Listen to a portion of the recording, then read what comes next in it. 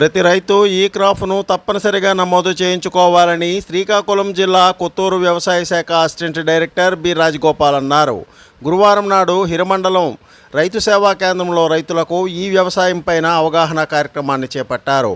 ఈ కార్యక్రమంలో ఆయన మాట్లాడారు. సదాశివులు నగేష్, పూర్తి న్యూస్, హిరమండలం.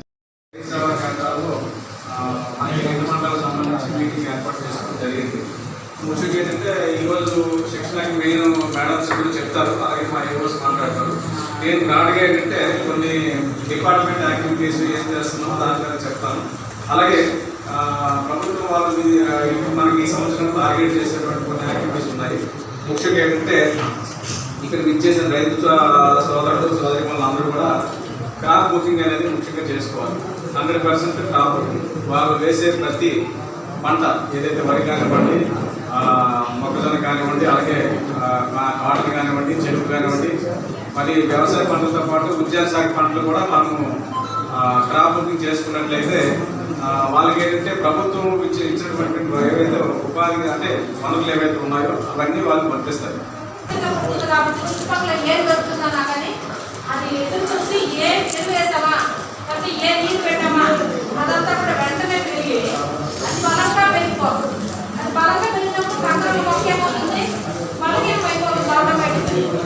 అంతేకాకుండా అంటే స్థలం కోసం పోటీ పడుతుంది, నీటి కోసం పోటీ పడుతుంది, ఎరువు కోసం పోటీ పడుతుంది. అవునా? పురుగులకు కూడా ఆవాసం. ఇప్పుడు మనకి రెండో పంట మీరు వేస్తారు, మొక్కజొన్నలో వచ్చే భయంకరమైన పురుగేంటి?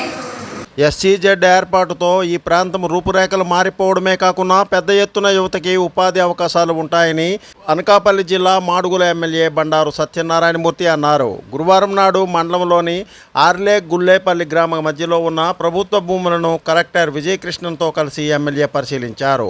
రెవెన్యూ అధికారులు సమర్పించిన భూముల వివరాలపై ఇక్కడ పరిశ్రమల ఏర్పాటుకు అనుకూలంగా ఉందా లేదని కలెక్టర్ పరిశీలించి సంతృప్తిని వ్యక్తం చేశారు.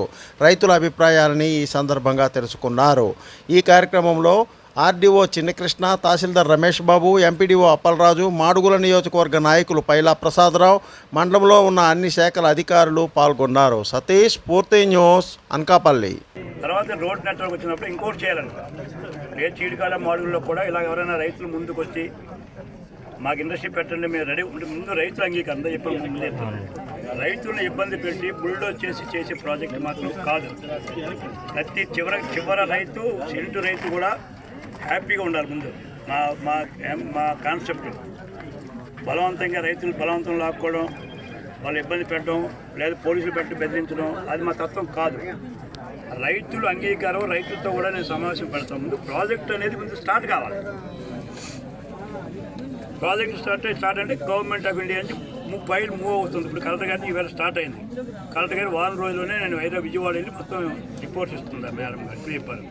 కాకినాడ జిల్లా సామర్లకోట వెళ్లే రోడ్లో రావి చెట్టు పక్కనే ఉన్న సాయిబాబా గుడి వద్ద గురువారం నాడు అన్నదాన కార్యక్రమాన్ని ఘనంగా నిర్వహించారు. ఈ కార్యక్రమంలో విరాళాలు ఇచ్చిన దాతలతో పాటు గుడి సభ్యులందరూ కలిసి ఈ కార్యక్రమంలో పాల్గొన్నారు. అనకాపల్లి సింహాద్రి అప్పలరాజు, అనకాపల్లి లక్ష్మీగుడ్ల కార్తీక్ రెడ్డి, బొగ్గవరపు దినాకర్, చింతపల్లి శ్రీనివాస్, చిన్నారి సతీష్, చిన్నారి దేవి, దేవులపల్లి ప్రభాకర్ తదితరులు పాల్గొన్నారు. సతీష్, పూర్తి news, Kakinada.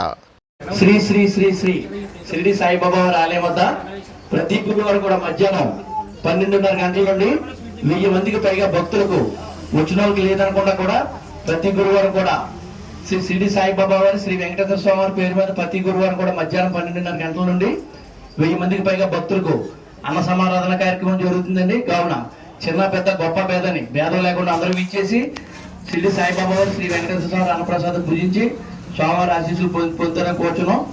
Please like, share, subscribe our channel.